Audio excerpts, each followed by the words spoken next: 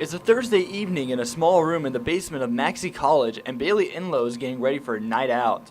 She's part of the 0.3% of Americans who identify as transgender. I always knew that I was transgender. I always knew that something was different about me.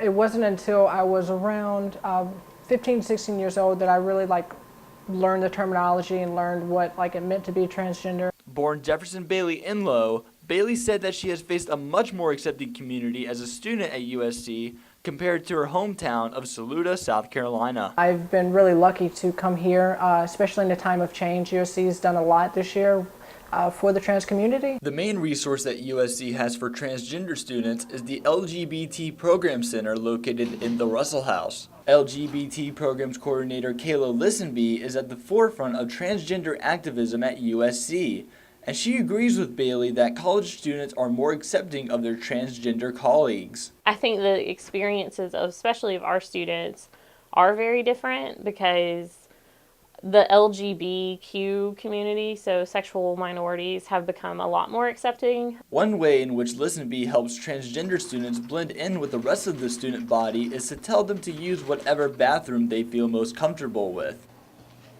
Even though there has been no conflict thus far, Bailey still feels a little anxious using the women's restroom. I don't want anybody to get scared or offended that I'm in there. I'm in there to use the bathroom just like you are. USC also helps transgender students with the Safe Zone Allies program, in which students can learn ways they can help LGBT members on campus. In the halls of Preston Residential College, Safe Zone Ally and second-year international studies student Grant Silverman is not afraid to express his support for the transgender community.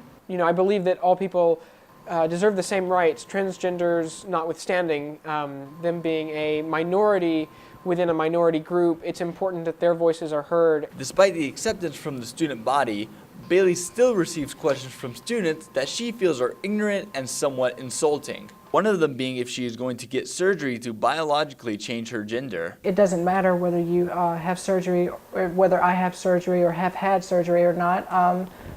I'm still a woman just as much as the next one, so I should be treated as one. Bailey says that one of the best ways to answer these questions is to do extensive research on transgender issues.